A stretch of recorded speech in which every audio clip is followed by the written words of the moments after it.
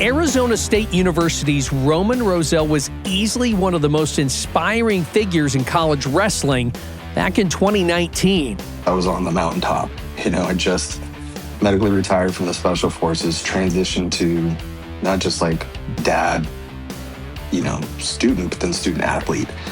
The 35-year-old father of 7, who was studying to become a family therapist, had just walked onto the Arizona State wrestling team, and people were taking notice of everything he'd overcome to get there. So USA Today did a nice little documentary as the Thanksgiving piece. I got an opportunity to try out for the WWE, and I got to make my debut as a starter.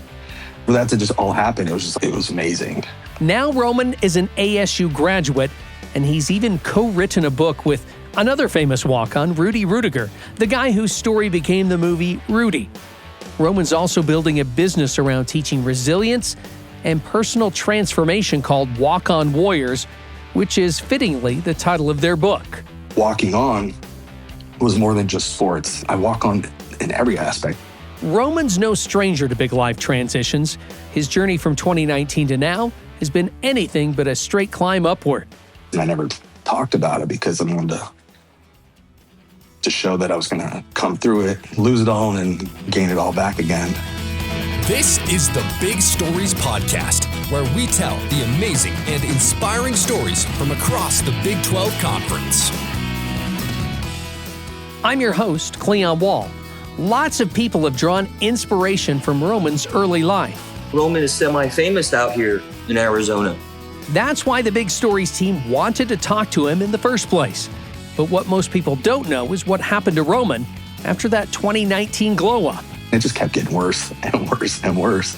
In this podcast episode, Roman walks us through that pivotal time of life. My life happened where I thought it was going to be over, and then the setback was a setup for something great. Before we dive into that part of the narrative, let's rewind to Roman's early life and quickly recount the story that inspired so many in 2019 and made him a bit of a local celebrity.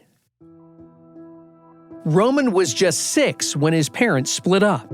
I grew up in poverty. My mom, anytime rent was due or just boyfriends, would just move. I'd go to 4 schools a year. When he was 13, he moved in with his dad. That's where I was able to finally have the opportunity to play sports because they were free at school. So that kind of allowed me to fit in a little bit. Roman started wrestling, and it turned out he was pretty good. But around the same time, he also began using drugs.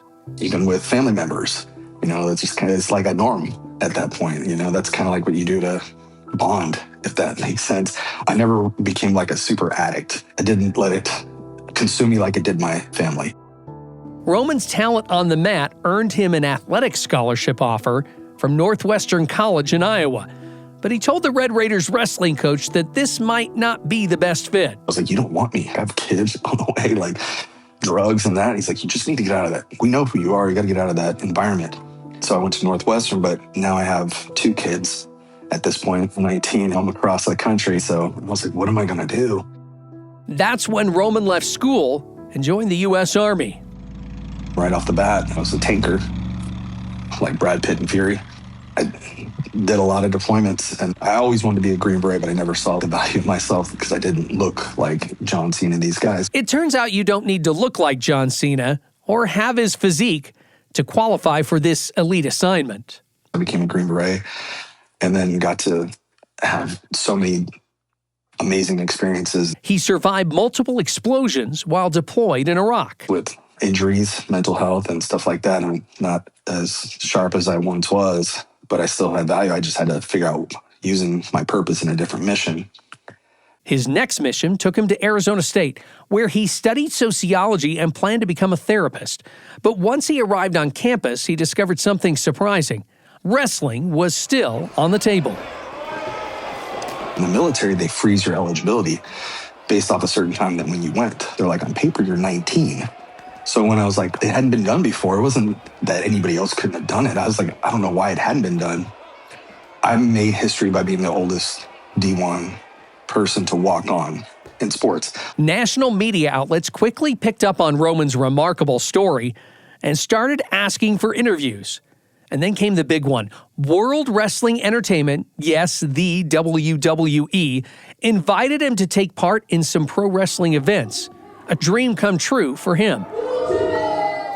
My childhood, that was some type of influence, alter ego that I kind of lived through to, survive.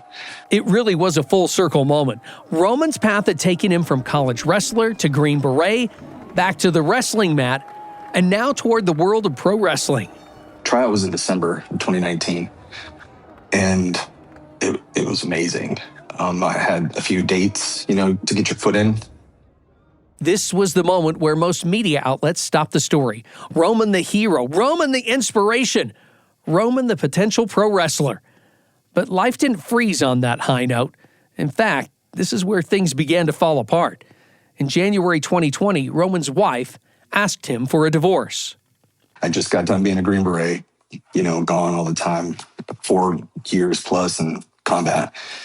Then I become this, public figure now, being an ASU guy. Now I'm doing speaking engagements and stuff like that. So she's just like, you left one job and got another one to still be gone. I never saw it coming. 7 kids total. So I was just like, no, this is not what you do. But it had to happen. Roman's last few months at Arizona State were pushed online because of the COVID-19 pandemic. And as for professional wrestling, the WWE is like, okay, anybody that's not on a contract, we're not keeping you type deal.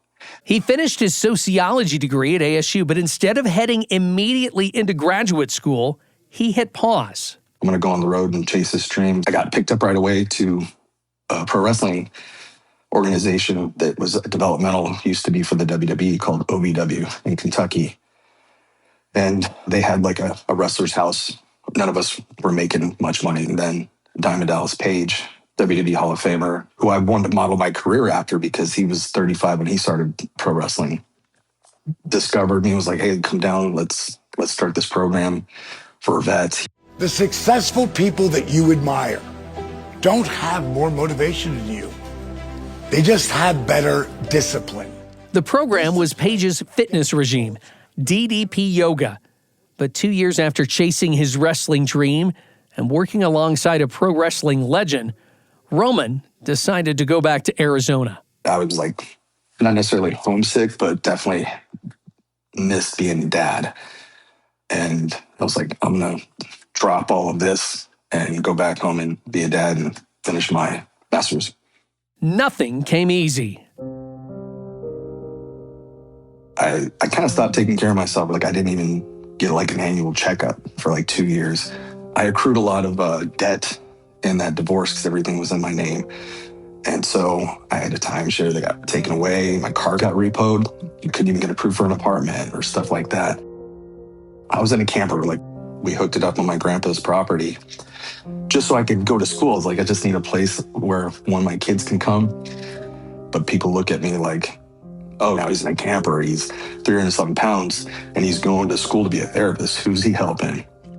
I had met him in person a couple of years ago, but I had met him through social media about a year or two before that.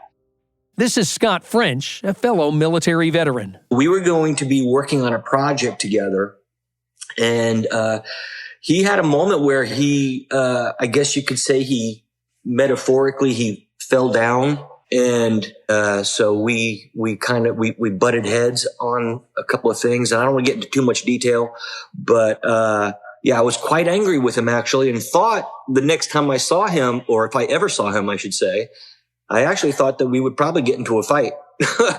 Then I started working at a clinic, to get my hours and stuff like that. And then other people's problems become your problems because you really have so much empathy for them.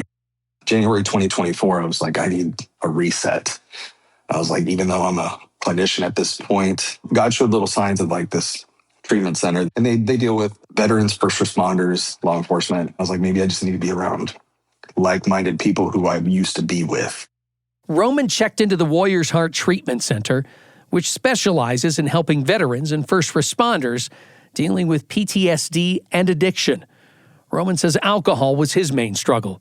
His stay there became a crucial turning point. one that started to put his life back on track. I was on antidepressants, and then I gained a bunch of weight too. The doctors, they're like, you honestly can just manage your own life. You really don't need to be on any of these meds, despite what you've been told, like, oh, your brain doesn't produce serotonin, it doesn't do this. And while I was there for 45 days, I wasn't on anything. And my life, like, whew, I was like, whoa, I just woke up and is it 2020? Because like my brain came back to where it left off.